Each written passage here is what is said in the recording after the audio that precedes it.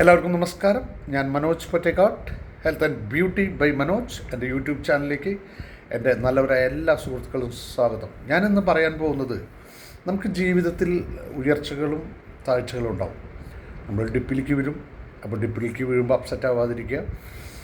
ദൈവത്തിൽ വിശ്വസിക്കുന്ന ആൾക്കാരോടാണ് ഞാൻ പറയുന്നത് കേട്ടോ. വിശ്വാസമില്ലാത്തവരോട് നമുക്ക് പറഞ്ഞിട്ട് കാര്യമില്ല. ദൈവം നമുക്ക് എന്തെങ്കിലും ചിലപ്പോൾ ഒരു ഡിപ്പ് തരുന്നത് ചിലപ്പോൾ അത് നല്ലതിനായിരിക്കാം, അല്ലെങ്കിൽ എന്തെങ്കിലും ഷോക്ക് തരുന്നത്, അല്ലെങ്കിൽ എന്തെങ്കിലും ട്രബിൾ തരുന്നത്. കാരണം എനിക്കും അനുഭവമുണ്ട്. കാരണം വെച്ചാൽ എനിക്കും പല ഇറക്കങ്ങളുണ്ടായത് എനിക്ക് നല്ലതാണ്. ജീവിതം എങ്ങനെയാണ് കെട്ടിപ്പടുക്കേണ്ടതെന്നും കാര്യങ്ങൾക്കൊക്കെ ഇപ്പോൾ നമുക്ക് ഉപകരിക്കുന്ന രീതിയിലുള്ള കുറേ കാര്യങ്ങൾ മനസ്സിലാക്കാൻ പറ്റി. സംഗതി കുറേ നഷ്ടങ്ങൾ വന്നെങ്കിലും അതിനേക്കാൾ ഉപരി ഇപ്പുറത്ത് നമ്മൾ ജീവിതത്തിൻ്റെ യാഥാർത്ഥ്യങ്ങളെ പഠിക്കാൻ പറ്റും. അതിന് ഏറ്റവും വലിയ ഉദാഹരണമാണ് നോർത്ത് ഇന്ത്യയിലൊരു ലേഡി.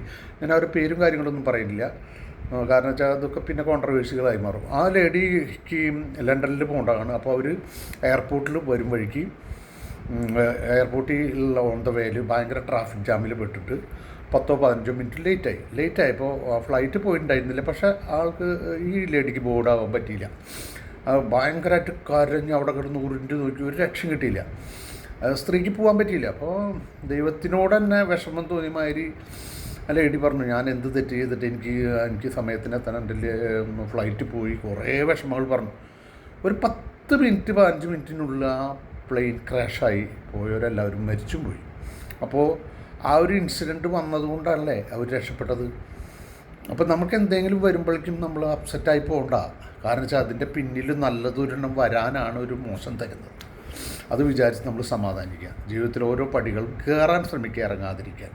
അപ്പോൾ അങ്ങനെ ശ്രമിച്ചാൽ തന്നെ ലൈഫ് ഈസ് വെരി ബ്യൂട്ടിഫുൾ.